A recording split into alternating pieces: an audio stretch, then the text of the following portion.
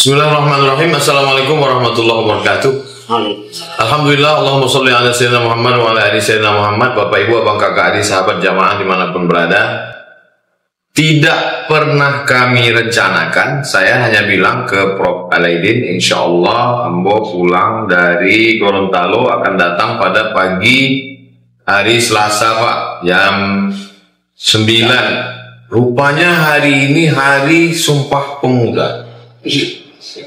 Pemuda. Sampai lupa menyapu. Assalamualaikum warahmatullahi wabarakatuh. Apa kabar? Alhamdulillah, kalau sudah sama sehat. Rangka rezeki pertemuan maut hari Sumpah Pemuda, kita isi dengan sesuatu yang menyegarkan, membangkitkan semangat muda tentang masa lalu. Buku yang ditulis oleh Profesor Dr. Anzes Alaidin Koto BA.ME dari Perti ke Perti.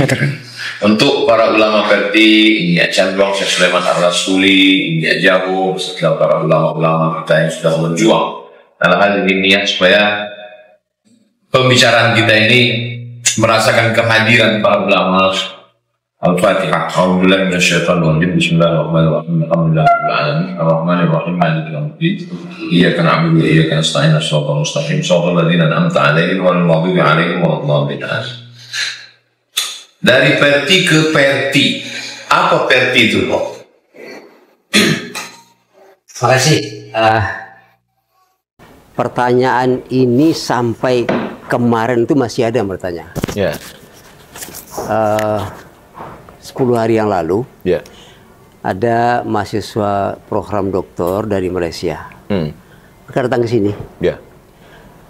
Mereka tengok foto-foto ini semua. Kebanyakan karena banyak yang tidak kenal.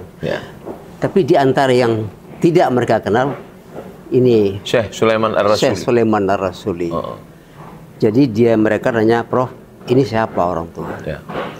Ini Pak kenalkanlah mulai dari atas. Ki Ahmad Dahlan, Syekh Hasyim Asy'ari sampai Bias Mansuri, sebut beliau pendiri Perti. Perti itu apa? Nah, buku ini sebelum sampai kepada Ustadz Abdul Samad, Pak kasih kepada mereka. Kita bawa ke Malaysia semua itu. Akhirnya mereka tahu bahwa Perti itu adalah merupakan rentetan dari Muhammadiyah, NU, kemudian Perti, kemudian Al-Wasliyah. Nah, Perti ini hampir hilang. Hampir hilang. Kira-kira 18 tahun yang lalu, adik sepupu dari umi saya nanya, Ladin, Perti itu lain masih ada joleh. Rupanya beliau ini waktu remaja pemuda Perti. Sekarang sudah 80 sekian. Aktivis Perti. Jadi tapi beliau dari muda merantau ke Teluk Kuantan, sudah jadi orang Taluk lah sekarang kan. Tapi beliau ingat, masih ada enggak Perti? Jadi yang menanya itu begitu. Nah, sekarang Perti itu adalah organisasi yang didirikan oleh Syekh Sulaiman Ar-Rasuli dengan beberapa orang kawan beliau, dengan memulainya dengan mendirikan Madrasah Tarbiyah Islamiyah.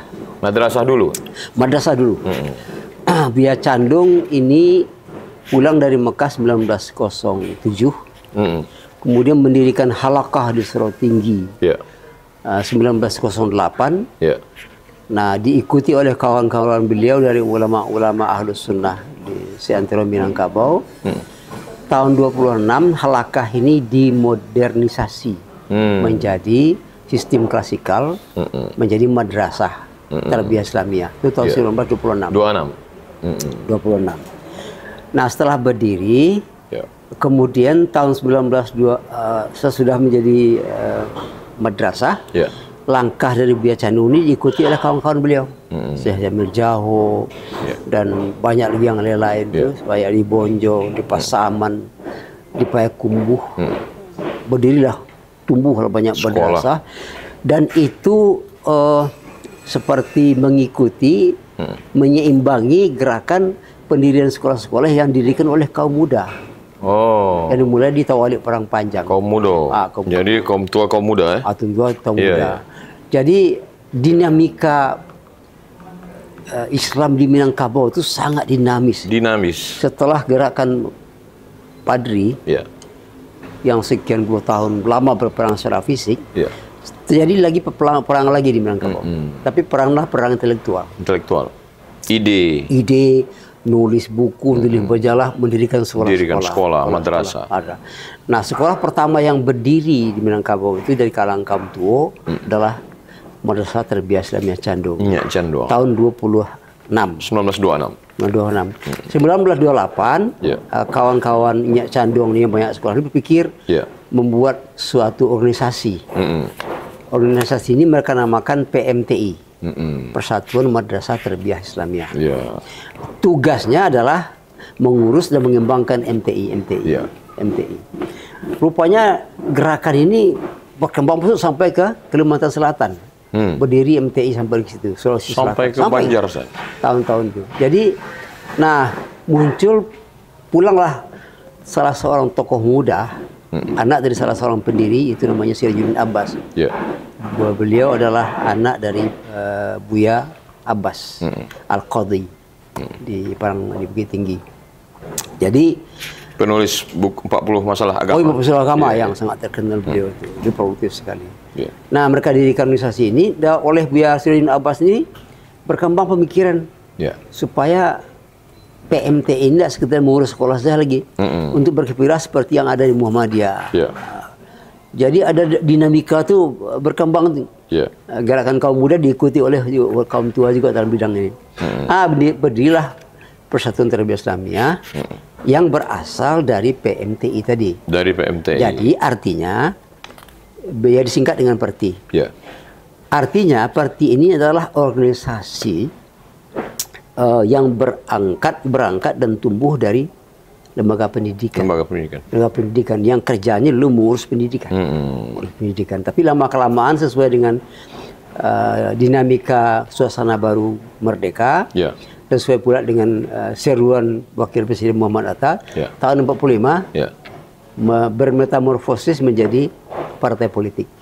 Jadi kalau boleh saya urutkan, Prof, seorang yang memang belajar dari dunia pendidikan, belajar di Makkah, balik mengembangkan pendidikan mungkin secara tradisional, sorogan, kaji duduk, istilah halaqah, lalu kemudian melihat ada sesuatu yang baik, kenapa tidak diambil? Al-muhafazah alal qadimi salih wal akhdhu bil jadidil aslah. Dengan klasikal, pakai kelas. Kemudian setelah itu ini tidak boleh liar, akhirnya PMTI kemudian menjadilah sebuah ormas. Jadi ormas lahir dari ulama, dari pendidikan. Karena ada juga yang dibalik, pendidikannya lahir dari Persatuan Pengusaha Hijrah. Pengusaha hijrah, meninggalkan riba, akhirnya membangun lembaga pendidikan. Kalau ini memang pendidik yang Masya Allah. Tokoh-tokohnya, Prof? Jadi pendiri itu banyak ya, ada 16 di dalam buku ini, ada 16. Buya Candung, Syekh Sulaiman Ar-Rasuli, Syekh Qadhi, Syekh Abbas Al-Qadhi, Padang Laweh, Bukit Tinggi. Bukan Padang Lawas ya? Tapi tidak pas juga, lawas itu artinya apa gitu. Padang Laweh. Sekarang dikembalikan bahasa itu. Syekh Muhammad Jamil Jaho. Inyak Jaho. Di Jaho, Padang Panjang. Syekh Makhudum di Sawalunto. Kemudian Syekh Inyak Bonjol namanya. Inyak Bonjol. Kemudian Syekh di Batu Sangkar. Kemudian Syekh Abdul Wahid As-Salihi di Payakumbuh. Ada 16 orang, hafal betul lagi sekarang. Tokoh-tokoh. Itu tuh ulama-ulama besar semua. Ulama Makkah. Dan ulama Makkah semua. Alumni Makkah. Dan jadi kalau kita baca, dan saya tuangkan dalam buku ini, bagian dinamika dan pergerakan, akhirnya pergolakan pemikiran keislaman di Minangkabau itu luar biasa dinamis. dan sehingga menghasilkan banyak sekali karya, karya tulis dan karya lembaga-lembaga pendidikan. Dari satu kepala menghasilkan kajian ceramah, tulisan, madrasah, organisasi, partai, fatwa. Masya Allah. Luar biasa. Dari satu kepala manusia. Satu kepala manusia. Apa tujuan dari berdirinya Perti? Jadi kalau awal-awalnya satu aja sebenarnya, li'la'i kalimatillahi. Li'la'i kalimatillah. Itu tujuan pertama. Kemudian yang kedua ada. Nah, ini sesuai dengan kondisi sekarang. Waktu itu secara tertulis tidak disebut. Waktu itu gerakan-gerakan Wahabi yang datang dari Saudi itu gencar. Jadi sudah serang-serang mirip seperti sekarang. Siklus 100 tahun. 100 tahun. Sekarang 2025. Iya. Jadi orang-orang yang surau, orang-orang tarikat itu dikatakan itu masuk neraka, sesat, fasik. Dan itu menyebabkan khususnya di daerah Sumatera Tengah itu. Sekarang Sembaria, Jambi dan Bengkulu itu menjadi masyarakat menjadi gelisah, perpecah-perpecahan. Padahal sistem bermazhab, bertarikat itu sudah menjadi amalan harian masyarakat. Lalu dikatakan itu bid'ah, kafir, berkelahi. Konflik. Bukan konflik itu bahkan keluarga saya sendiri. Ya, jadi sepupu dari umi saya itu terpaksa dia diungsikan ke rumah umi saya karena ayahnya masuk aliran itu. Akhirnya yang waktu itu dikenal dengan kaum mudo. Kaum mudo. Tapi kaum mudo itu masih banyak juga yang toleran gini. Tapi ada yang lebih gerakan, lebih seperti sekarang mirip Wahabi itu. Jadi kalau penyakitnya kambuh lagi, sebetulnya obatnya obat yang dulu aja ya? Obat yang dulu aja. Perti ya? Perti. Bangkit lagi? Iya. Perti harus bangkit lagi. Jadi tujuannya mendirikan organisasi ini untuk membentengi umat dari perpecahan akibat dari gerakan yang apa namanya ya? Gerakan tabdi' dengan takfir yang radikal seperti itu, yang memecah belah umat, membid'ahkan pada perkara yang sebetulnya khilafiyah, belum satu qaul, memfasikkan, bahkan mengkafirkan. Jadi kalau sekarang seperti ini, memang solusinya Perti. Sejarah berulang. Obatnya juga mesti ulang lagi, Perti lagi. Iya, karena resepnya itu. Jangan sampai penyakitnya kambuh, obatnya hilang. Masya Allah. Tujuan ialah kalimatullah, tapi kemudian supaya khilaf antara masyarakat nih, dia kalau akidah Imam Asy'ari. Asy'ariyah, Maturidiyah dua sekali. Akidah Asy'ari Maturidi, fikihnya bermazhab Syafi'i, tasawufnya Imam Al-Ghazali, Imam Junaid Al-Baghdadi. Cuman dia ada spesifik lebih khas lagi, dia bertarekat Prof. Tarikatnya Naqsyabandi. Karena kalau kita bandingkan macam Al-Wasliyah, dia tak ada nyebut tarekat. Kalau Perti tarekat. Tarekatnya malah khas Naqsyabandi. Naqsyabandi. Jadi umi saya lebih spesifik. Spesifik dia. Akidahnya dapat, fikihnya dapat, akhlaknya dapat, dan spiritual zikirnya dapat sepaket ya. Dapat sepaket. Kemudian bagaimana dia dari madrasah berubah menjadi klasikal sekolah, kemudian menjadi ormas, memerangi perusak ukhuwah, terus kok ke partai? Nah, ke partai ini begini. Ini kan berdasarkan seruan dari Wakil Presiden Muhammad Hatta. Dalam rangka mendukung kemerdekaan, maka masyarakat diberi kesempatan mendirikan partai. Sebenarnya di kalangan buya-buya, saya itu nggak setuju jadi partai. Karena partai itu sangat risikan untuk perpecahan. Tapi yang muda-muda, terutama dari kalangan kawan-kawan Buya Sirajuddin Abbas, kita perlu partai. Apa nama partainya? Partai Islam Perti. Partai Islam Perti. Ya, jadi Perti itu langsung jadi nama. Di Desember tahun 45. Jadi tujuannya adalah bagaimanapun kita harus punya kekuatan. Kekuatan politik, kekuatan hukum untuk membentengi organisasi ini, gerakan Ahlus Sunnah wal Jamaah di Minangkabau ini dari serang-serang orang. Kita punya partai. Harus di backup oleh partai. Di backup oleh partai. Dan mungkin juga suara ini jangan sampai diambil orang lain ya. Suaranya balik ke Perti. Waktu di pertarungan parlemen. Itu sebenarnya dia menjadi. Setelah menjadi partai dulu kan pusatnya di Bukit Tinggi. Pusat Bukit Tinggi. Tinggi. Setelah menjadi partai pindah ke Jakarta. Pindah ke Jakarta, di Jakarta itulah berkembang. Iya. Kalau di Indonesia bagian arah timur sana tuh ke Nusa Tenggara NTB itu. Sampai ke sana ya. Sampai ke sana. Sehebat apa waktu itu partai Perti ini, Prof? Waktu didirikan, Perti ini sudah beranggota 450.000 orang tahun 45. Masya Allah. Pesantrennya sudah lupa saya, udah sekitar 100. Itu tahun 45. Dan puncak orang politiknya sampai jabatan apa waktu itu? Menteri. Menteri ya? Menteri. Dari Perti? Dari Perti. Oh. Jadi Menteri Kesejahteraan Rakyat itu Biasiruddin Abbas, Menteri Pembebasan Irian Barat itu dia Rasuli Abdul Wahid, kemudian setingkat dirjen banyak. Masya Allah. Itu. Dan itu ulama semua. Ulama yang duduk di jabatan itu ya? Ya, dari itu. Kemudian berapa lama dia nostalgia partai ini baru pecah? Ini begini. Jadi apa yang dikhawatirkan oleh ulama waktu ini dulu itu terjadi. Karena begitu asik berpartai, akhirnya tertinggalkan sekolah. Oke. Tertinggalkan sekolah, berebut jabatan. Nah, berebut jabatan, berebut kepentingan. Ketika berebut kepentingan, lawan menjadi apa? Kawan menjadi lawan. Kawan jadi lawan. Pecah. Nah, tapi pecah itu sebenarnya boleh dikatakan ini karena pendatang, bukan pendatang, penumpang naik, gelap. Penumpang naik di tengah jalan. Naik di tengah jalan. Karena punya kepentingan, partai ini mau dialihkan kepentingan dia, maka dia pemain naturalisasi. Naturalisasi. Jadi pola-pola itu sama ya? Sama. Ada pejuang, ada penikmat, penghancur. Ada penghancur. Pecahnya jadi pecah gimana? Pecahnya begini. Kan puncaknya pada saat-saat menjelang Gestapo. Gerakan 30 September itu. Jadi disitulah terjadi puncak. Dan Biasiruddin Abbas ini, beliau sebagai ulama Sunni, beliau kan berpendapat selama pemerintahan itu sah, sah secara syar'i, maka kita harus dukung. Jadi dia sangat dekat dengan Soekarno.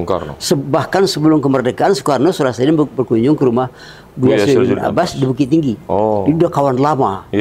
Nah, ketika Soekarno sudah ditenggarai pada waktu itu, atau katakanlah diisukan bahwa beliau sudah mendukung PKI, membela PKI, Biasiruddin Abbas membackup, dituduh mengikut PKI.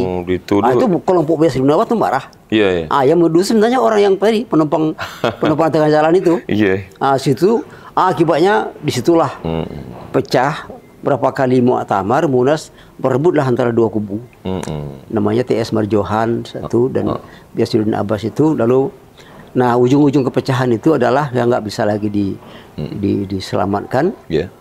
Karena masing-masing sudah sangat tinggi isu fitnah kepada Biasiruddin Abbas tentang beliau ikut dukung PKI. Nah, ini ada sejarahnya. Ketika PRRI meletus di Sumatera Barat, Sumatera Tengah, PRRI Permesta.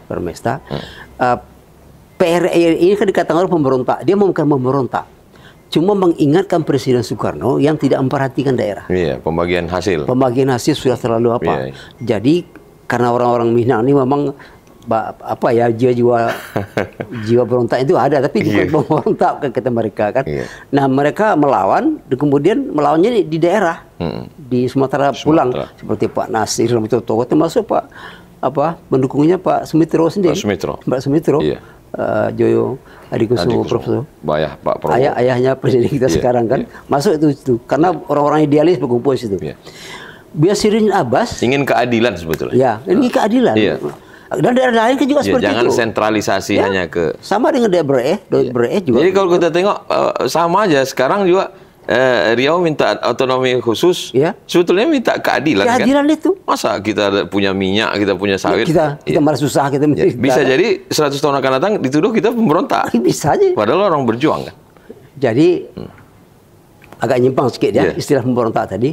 Tahun 85 saya ikut penataan P4 di BP7 Jakarta. Jadi salah satu di antara peserta dari Bali mengatakan salah satu contoh gerakan yang ingin mengganti Pancasila itu PRRI. PRRI, Permesta. kami berdiskusi di komisi. Nah, di ruang diskusi itu ada Pak Jenderal Sarwoedi. Sarwoedi. Ya. Yang kawannya Pak Harto kan, Ya. yang ketua kemana RPKAD. Ya, RPK. Lalu saya jawab, PRRI memberontak. Saya jelaskan untuk meluruskan jalannya Soekarno. Ya. Apa kata Pak Sarwoedi? Yang dikatakan Alidin itu yang benar. Saya masih ingat kata Pak Sarwoedi itu. Masya Allah. PRRI mungkin memberontak. Iya. Tapi ia mengingatkan pemerintah pusat supaya adil Adil. ke daerah-daerah. Itu yang terjadi. Jadi menariklah dinamika. Nah, Buya Saifuddin Abbas ketika terjadi perang di daerah Sumatera Tengah itu, Buya Saifuddin Abbas, kamu mendukung enggak gerakan kita di Sumatera Tengah? Kata Buya Saifuddin, saya mendukung untuk mengingat Soekarno. Iya. Saya dukung. Tapi kalau perang dipusatkan di kampung kita, saya tidak mau. Hancur lah. Maka kata Buya, di mana pikiran kita? Apa pikiran? Majak orang batinju di rumah awak. Iya. Rumah awak hancur. Kalau ke melawan risiko. Iya, jangan menyiapkan gelanggang di rumah kita. Gelanggang di rumah kita. Hancur rumah kita, kata Buya Saifuddin. Akhirnya muncullah tuduhan itu lebih singit bahwa dia berpihak kepada Bung Karno. Kayaknya Sinan lah PKI. PKI. Itu tuduhan yang paling baik pada seorang ulama besar. Tuduhan PKI. Jadi waktu itu. Berapa lama konflik itu, Pak? Sebenarnya sejak mulai masuk era demokrasi terpimpin, 59, itu sudah mulai pecah. Mulai ya? Mulai betul. Sampai ujungnya 70. Oh. Itu maka saya tulis buku dulu, Pemikiran Politik Perti 1970 sudah pecah. 70 itu saya kelas 4 di Candung. Terbiasa Mia Candung. Pecahnya itu dalam bentuk jadi dua ormas atau gimana? Jadi dua ormas. Ya. Apa namanya? Yang pertama, yang satu ini begini. Dalam puncak-puncak konflik, Buya Candung mengeluarkan dekret supaya parti kembali ke. Waktu itu Nyi Candung masih hidup. Masih hidup. Masih hidup. Beliau menandatangani dekret itu supaya kembali ke kita. Nah, kelompok dari Buya T.S. Marjohan, termasuk Buya Rusli Wahid itu, beliau kan sangat menghormati Buya Candung. Tapi beliau tidak yakin itu Buya Candung yang buat. Curiga. Ini akal-akalan dari pihak kelompok Buya Saifuddin Abbas untuk melindungi diri. Membackup. Dan terima. Akhirnya mereka tetap berjalan sebagai parti. Yang kelompok dari Buya Saifuddin Abbas, kemudian tahun 70 bergabung dengan Golkar. Yang kelompok Buya Saifuddin Abbas Golkar apa namanya? Tarbiyah saja. Tarbiyah saja. Menyebut diri sebagai Tarbiyah. Kalau yang Pak Marjohan? Tetap Perti. Perti. Tetap Perti juga. Dan itulah yang akhirnya tidak ada bukti keterlibatan Buya Sirat di PKI. Tidak ada bukti sama sekali. Nah, tapi tahun 70 pecah. Nah, sejak pecah itu tahun 73 parti yang Buya Rusli Wahid dengan T.S. Marjohan ini kan berfusi menjadi Partai Persatuan Pembangunan bersama Partai NU. Oh, lebih ke P3. Perti ke P3, sedangkan ini waktu itu Perti belum P3 belum ada. Belum. 73 Perti malah menjadi salah satu yang mendirikan P3.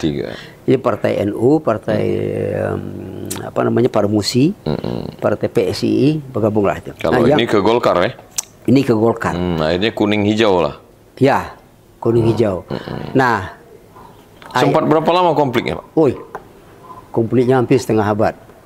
Jadi sejak tahun 70 sampai tahun 46. Jadi banyak orang yang mengatakan tidak mungkin lagi bersatu.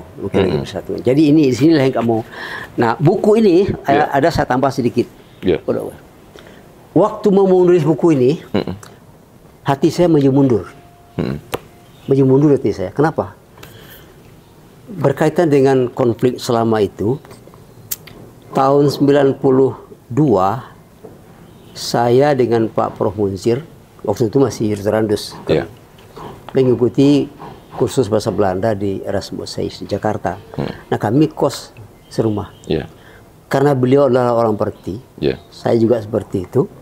Kami prihatin, berarti 92 itu dari 70 sudah itu 22 tahun. 22 tahun. Kami bercerita-cerita, berdiskusi menjelang tidur, gimana menyatukan Perti. Ditengok tokoh-tokoh masing-masing, dia sudah hanyut dengan kepentingan masing-masing, tidak mungkin lagi. Beku dah. Beku, udah beku. Lama kami 3 bulan kursus. Ya. Akhirnya dapat satu kesimpulan, alumni harus bergerak. Yang lain sudah tidak bisa lagi diharapkan. Tak bisa diselamatkan. Nah, alumni lah bergerak. Nah, singkat cerita, selesai kami kursus dan kami menyelesaikan kuliah masing-masing tahun 95. Nah, kami mendirikan organisasi namanya HAMTI. Himpunan Alumni MTI. Nah, HAMTI inilah di Riau yang bergerak terus-menerus tanpa henti. Berbagai macam kegiatan di buku sudah disebutkan.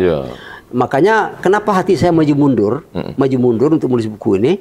Karena ketika bicara ini kan sampai tahun 25 nih, 20. Harusnya buku ini tebal sekali, harusnya. Kenapa? Karena dari tahun 28 sampai 2025 kan harusnya tebal. Panjang. Tapi data dalam rentang waktu 46 tahun hampir tidak ada. Satu abad Tidak ada kan. Jadi, nah ketika ada tanggung jawab moral di hati saya itu, ini harus saya tulis apa adanya. Karena sejarah harus tulis apa adanya. Muncul maju mundur tidak. Kenapa? Kalau mau bicara nanti ujungnya ke islah, itu pasti menyebut HAMTI. Kalau menyebut HAMTI, menyebut diri saya sendiri. Ada personal kami dengan pengusir. Nanti takut riah. Gimana nih? Ragu. Nanti dibilang orang kita menonjolkan diri segala macam. Akhirnya saya berkesimpulan begini, saya menulis bukan untuk orang. Saya menulis untuk menghargai diri saya sendiri. Sebagai untuk anak, untuk jamaah. Ya, untuk jamaah. Kami mana tahu. Iya. Generasi tapi belakang. Bukan untuk artinya untuk mengharapkan penghargaan orang, bukan. Nah, biarlah orang menilai apa-apa. Ini harus ditulis apa adanya. Sama macam autobiografi. Menulis cerita diri sendiri. Jadi waktu islah. Apa gerakan dari HAMTI ini, Pak? Nah, gerakan HAMTI itu yang pertama kita buat. Kita semacam hidden saja, karena nanti orang tua ini kan tersinggung. Jaga perasaan. Anak-anak muda ini bergerak tanpa tahu mereka, gitu kan. Ketika kami buat gerakan HAMTI ini, tujuan utamanya yang kedepannya namanya untuk menegakkan girah keilmuan. Keilmuan ya? Ya, girah keilmuan, karena parti ini didirikan oleh Buya-Buya. Buya-Buya keilmuan. Halaqahnya ilmu. Beliau punya halaqah setiap minggu di Candung itu diskusi. Kalau Buya itu berdiskusi copot pincinya. Sampai banting-banting kan. Itu makanya tahun-tahun 95 itu tidak ada lagi itu. Semuanya sudah hanyut di politik. Makanya kesimpulan kami, hidupkan lagi keilmuan. Makanya HAMTI alumni harus bergerak. Ini pola. Tapi hidden di situ, hiddennya ini gerakan untuk mensosialisasikan Islam. Jadi caranya antara lain 95 mulai. Tahun 2000, tahun 2000 saya ikut membidani lahirnya Bang Riau. Cabang Bang Muamalat di Pekanbaru. Saya diajak. Karena waktu itu kami mengadakan kerjasama di fakultasnya, itu saya adakan mendirikan prodi ekonomi Islam. Ekonomi syariah. Nah, karena itu kawan-kawan di Jakarta, dirutnya kenal semua. Kami mau dirikan membuka Bang Muamalat di Pekanbaru. Jadi kami ajak ikut. Terima kasih, ikut. Nah, di situ saya gunakan kesempatan itu untuk membiayai diskusi-diskusi HAMTI. Sekali dayung. 230 terlampau kan. Keilmuannya dapat, muamalat dapat, jurusan muamalah syariah dapat, dan mendamaikan ini. Saya jadi advisor di muamalah selama 5 tahun. Jadi waktu itu kami diskusi. Orang heran, diskusinya di Hotel Mutiara Merdeka, Hotel Sri Indrayani, hotel yang besar ini belum ada sekarang. Tapi main hotel-hotel aja. Setiap diskusi makan besar. Dari mana duitnya? Jadi orang dari mana tidak lagi. Nah, kemudian Bank Mandiri buka cabang pula, syariah pula. Bank Syariah, BSM. Diajak lagi saya, dapat lagi. Jadi ada 3 bank. Bank Muamalat, Bank Syariah Mandiri sama Bank Riau. 3 ini yang mendanai. Nah, setiap diskusi pengajian itu, tapi di situ tuh yang dikemukakan adalah bagaimana pentingnya Islah. Setelah itu di apa namanya, dari rumah ke rumah pengajian itu. Nah, hasil-hasil itu tuh saya kirim ke Jakarta terus, ke kedua pengurus ini, kirim terus. Kadang-kadang saya ke Jakarta. Kenapa? Waktu itu saya diminta oleh Pak Rektor IAIN waktu itu, Pak Yusuf Rahman, menjadi direktur lembaga penelitian. Saya sedang menulis disertasi, Jadi kata Pak Yusuf, rektor, kalian kan bisa pergi ke Jakarta, gunakan kesempatan ini. Setiap ke Jakarta saya gunakan mempush terus orang ini. Pandai-pandai. Segala macam pandai semuanya tidak ada yang menolak, semuanya setuju untuk Islah. Tapi setelah mengatakan setuju berhenti, tidak ada berhenti. Akhirnya berkali-kali sudah kami sabar terus, yang betul mudah-mudah semua ya. Kami buatlah di sini di buku ini ada ikrar bersama apa namanya masyarakat jemaah Tarbiyah Islamiyah Riau. Itu ditandatangani. Ini dia ikrar bersama pada halaman 92. Di sinilah kami buat pertama kali Islah. Yang Islah itu adalah bukan Perti Tarbiyah, tetapi seluruh jemaah Riau diwakili di sini. Ini tahun 92. Ikrar bersama. Ya. Jadi makanya selalu dikatakan Perti itu lahir di Canduang Bukit Tinggi. Dibesarkan di Jakarta, pecah di Jakarta, tapi dilahirkan kembali di Riau. Lahir lagi di Jakarta tahun 2016 itu hanya launching saja. Kita yang memulai. Ini cara satu yang sangat terharu waktu itu adalah ini jemaah-jemaah kita di Air Tiris, ibu-ibu beriur, mereka beli sapi, potong sapi, membuat acara silaturahim keluarga besar Tuan Tarbiyah Islamiyah, diundang kedua tokoh tuh, keduanya saking inginnya bersatu. Saking inginnya. Ada juga foto ibu-ibu yang menyunjung jambau. Jadi saya bilanglah kepada ketua-ketuanya, ada Pak Zuhar Anas, ada Pak Darul Huda, Pak, tengok Pak, begitu ibu-ibu di kampung, itu isi jambaunya itu lauk pauknya sedikit pun tidak ada kami bantu panitia. Mereka semua, kenapa tidak kita respon ini? Oh ya, kita bersatu. Itu tahun 2000. Sampai 2016, berarti 16 baru bisa wujud.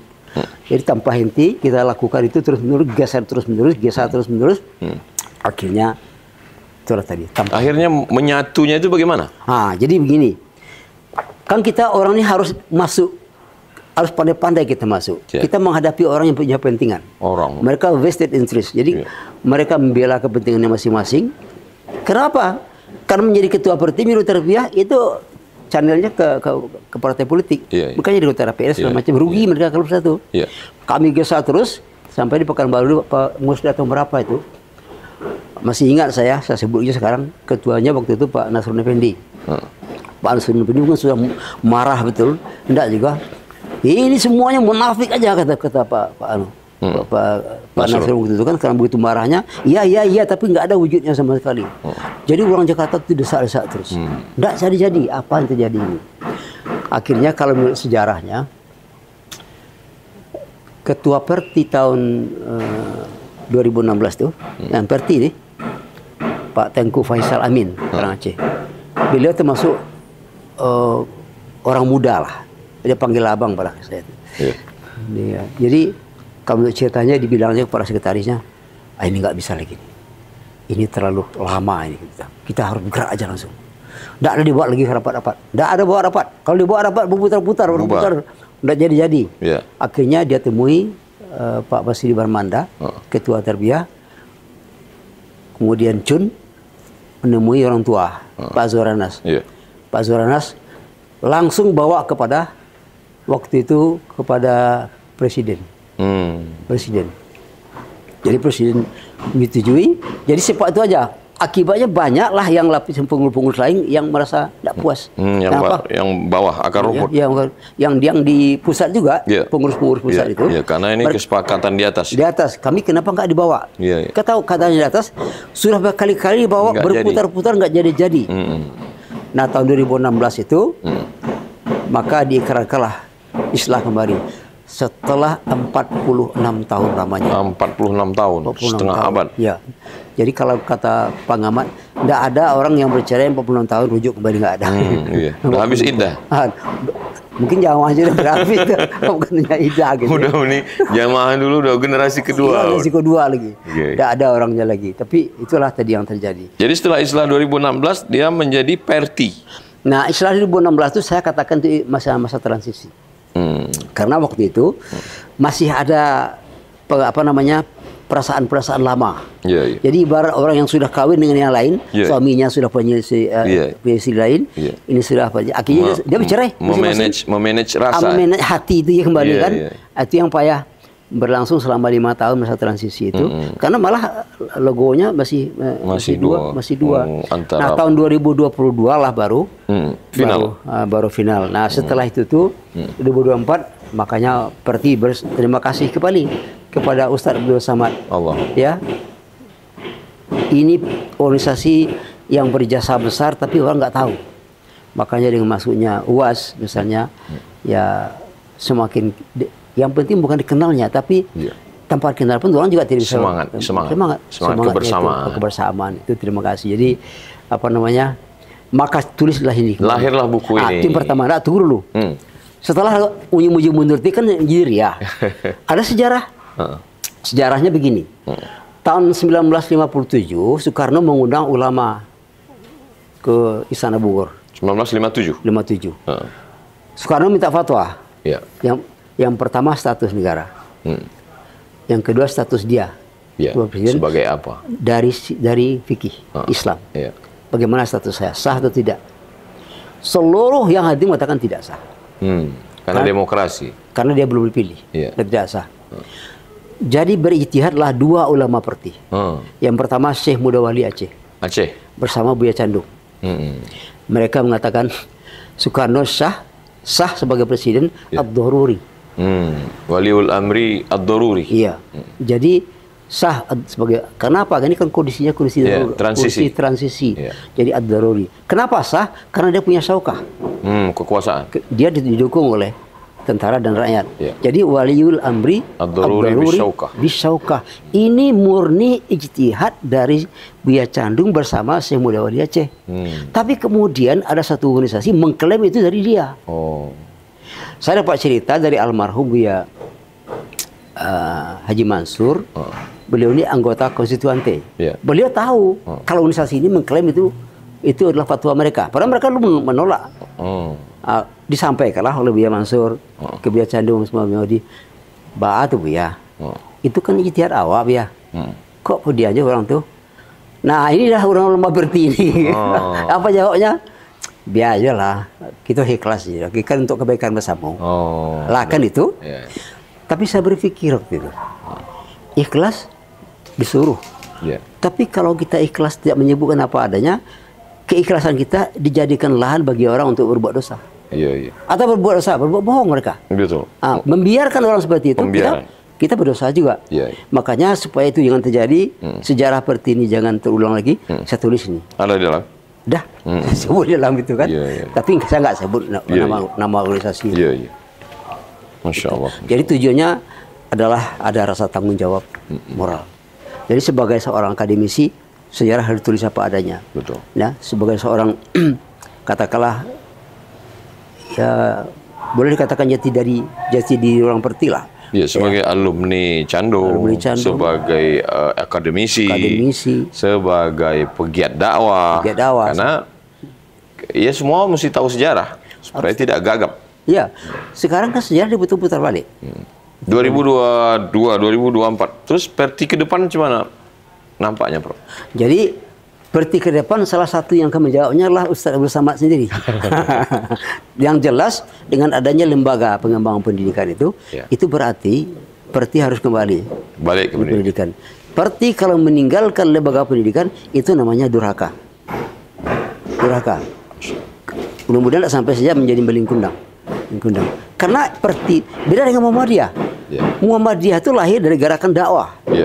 Lalu mendirikan organisasi pendidikan. Tapi Perti tidak. Lahirnya dari lembaga pendidikan itu sendiri. Justru yang pendidikan yang harus berkembang itu harusnya di Perti. Nah, inilah yang apa namanya? Ya politikal traumatik lah. Cerdas membaca pola. Jadi ketika terjadi sesuatu, baliknya itu ke dasar. Dasar dulu kan ilmu. Terjadi konflik, balik ke ilmu lagi. Jadi kata orang tua, kalau sesat di ujung jalan, kembalilah ke pangkal jalan. Saya dalam beberapa diskusi, saya dibantah. Itu kan mundur, Prof. Saya bilang mundur dengan kembali ke pangkal jalan beda.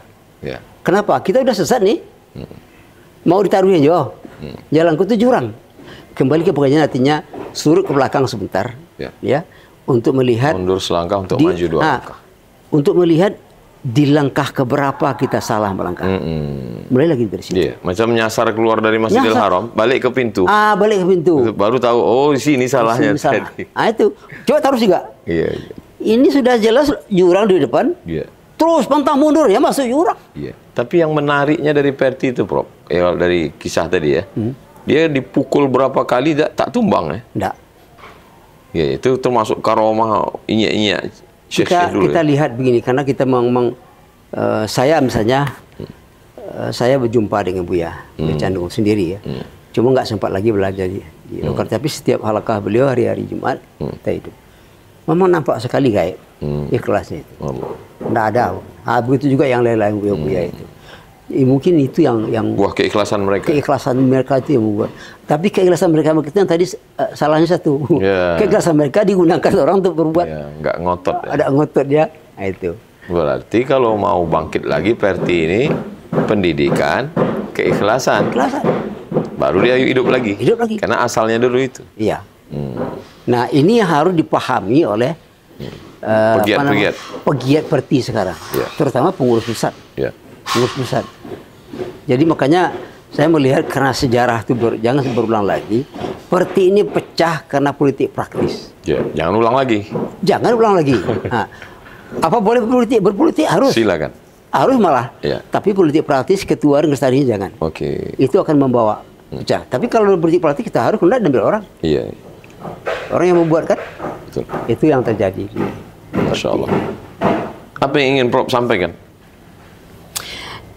Sebenarnya sudah disampaikan di buku itu yang jelas. Saya ingat pada ayat wa kullan naqussu 'alaika min amba'ir rusul ma nuthabbitu bihi fu'adak. Ujungnya apa? Ujungnya kan apa? Mau'izatun wa dzikra. Saya berharap para pemegang tali teraju Perti sekarang belajar sejarah. Nuthabbitu bihi fu'adak untuk lebih menguatkan. Menguatkan prinsip. Sejarah itu intinya itu. Ma nuthabbitu bihi fu'adak. Sekarang orang tidak punya, tidak sabit, tidak tasbit, nggak kokoh. Tidak kokoh. Kenapa? Tidak tahu sejarahnya itu. Ya, inilah salah satu yang mendorong saya menulis buku supaya tahu. Yang kedua, kesalahan yang dibuat masa lampau oleh pendahulu kita yang menyebabkan Perti pecah, jangan lakukan lagi. Jangan ulang lagi. Jangan masuk ke lubang keledai dungu yang masuk ke lubang lama 2 kali. Iya. Bongak kata orang Melayu kan. Jadi masuk 2 kali. Oleh sebab itu, kalau mau membesarkan Perti, uruslah Perti dengan betul-betul dengan pengorbanan. Pengorbanan itu kan tidak harus kita meluangkan duit banyak. Tapi ketika kita melihat berikhlas berjuang, nanti ada aja nanti Anda tambah. Ada jalan. Ada jalan. Kebenaran menemukan jalannya. Kebenaran menemukan jalan. Itu dia. Masya Allah. Sangat bermanfaat. Tidak hanya bicara ngobrol hampa kosong, ada tulisannya. Dan masyarakat kaum muslimin secara umum, tidak ada orang akan mengatakan, oh saya bukan orang Perti. Perti sudah bagian dari sejarah Indonesia. Itu dia. Karena jadi dia begini, sejarah bangsa kita. Nah begini, itu kesimpulan terakhir itu yang katakan itu. Tahun 88 kami di Pasca Sarjana diskusi bersama dosennya Pak Prof. Deliar Nur. Pak Deliar Nur menugaskan salah seorang kawan menulis makalah tentang Perti. Kawan ini kalang kabut. Dicoba-cobanya buat tapi tidak tentu arah aja. Di situ baru saya termenung. Tidak ngerti orang Perti itu apa. Kami tidak paham Perti itu apa. Setelah saya jelaskan, saya menjadi apa? Menggantikan kawan itu. Nah ini yang benar kata Pak Deliar. Nah ketika saya ajukan disertasi tentang Perti, apa kata Pak Deliar? Judul kamu bagus, tapi saya ragu. Kamu bisa selesai apa enggak? Referensi. Ya, kok begitu Pak? Orang Perti tidak tahu arsip. Itu yang saya himbaukan kemarin ke pengurus besar. Arsip tolong jaga. Itu sejarah penting sekali. Ya. Untuk apa tadi? Untuk tasbit fuad, supaya lebih kokoh. Orang yang tidak mengerti sejarah, dia akan diombang-ambingkan oleh. Jadi buku dari Perti ke Perti sekaligus arsip, Bro. Arsip.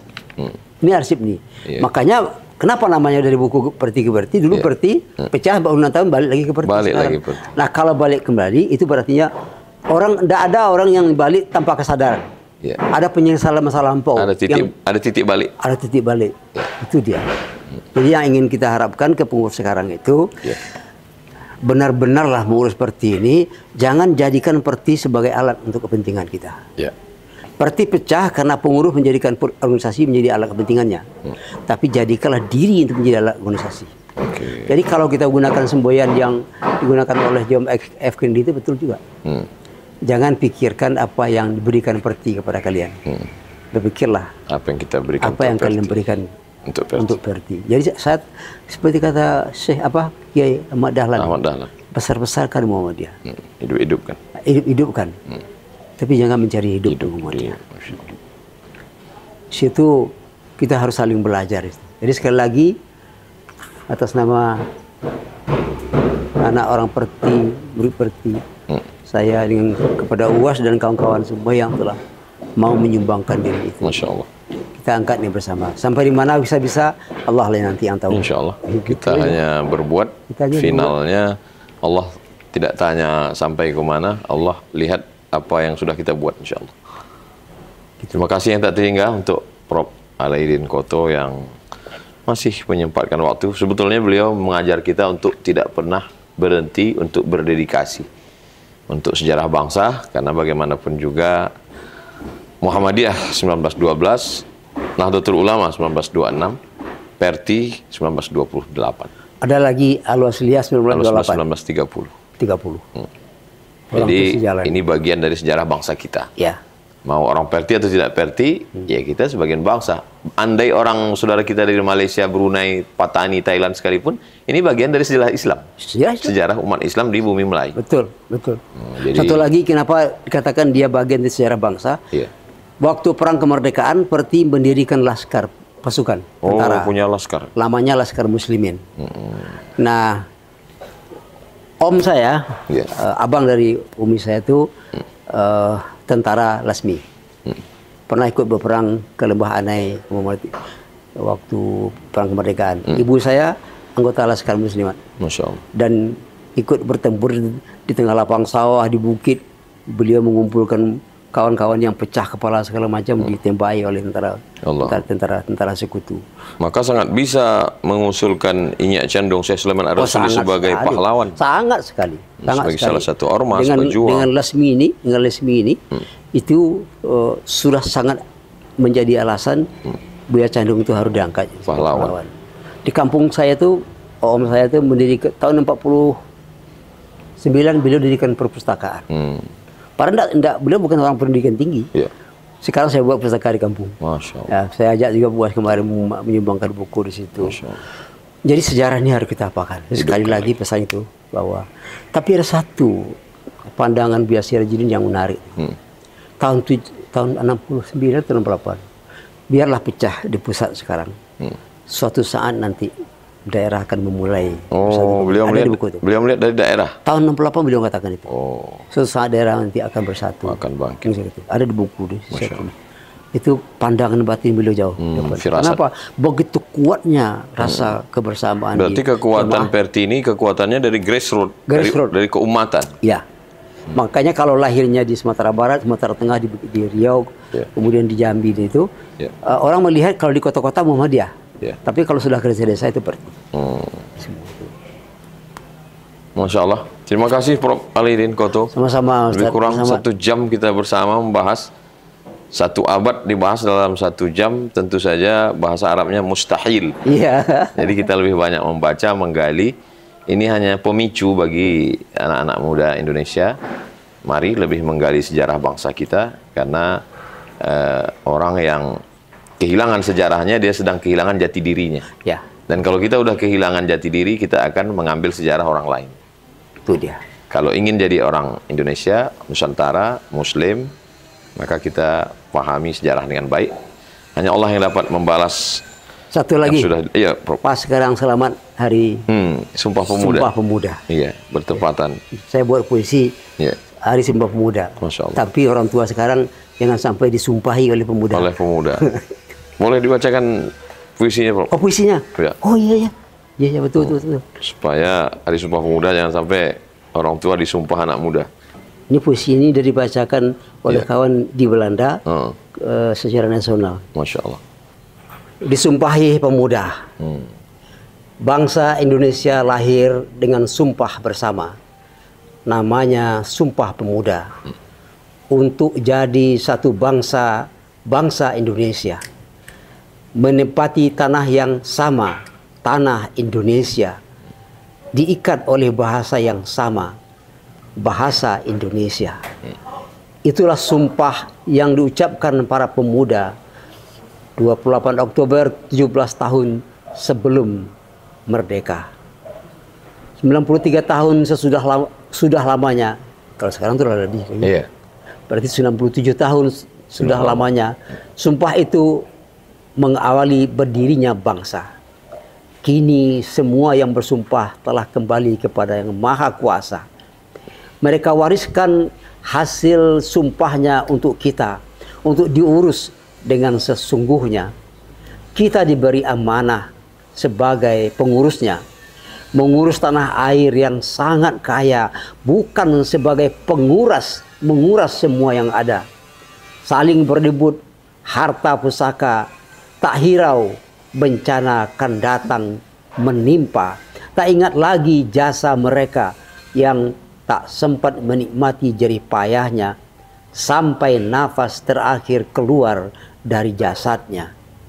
Kini di hari Sumpah Pemuda, jangan terjadi yang sebaliknya, bukan bersumpah untuk tegaknya bangsa, tapi menyumpahi para orang tua yang berkhianat kepada negara, mereguk kekayaan sesuka-suka sehingga tak tersisa untuk pemuda. Sumpah ini sungguh berbahaya karena Tuhan kan mendengarnya, lalu turunkan azab dan dari arasnya negeri hancur ditimpa bencana. Tanda-tanda itu kini semakin nyata, huru-hara dan sengketa di mana-mana. Bila tak kembali ke jalannya, kehancuran tak akan lagi sekedar wacana, tapi kan datang secara nyata. Sebelum semua benar-benar nyata, bertobatlah kepada Tuhan Yang Maha Esa. Jangan menyesal tiada guna. Bumi pertiwi hanya kan tinggal nama. Masya Allah. Barakallahu fiik. Berkah selalu.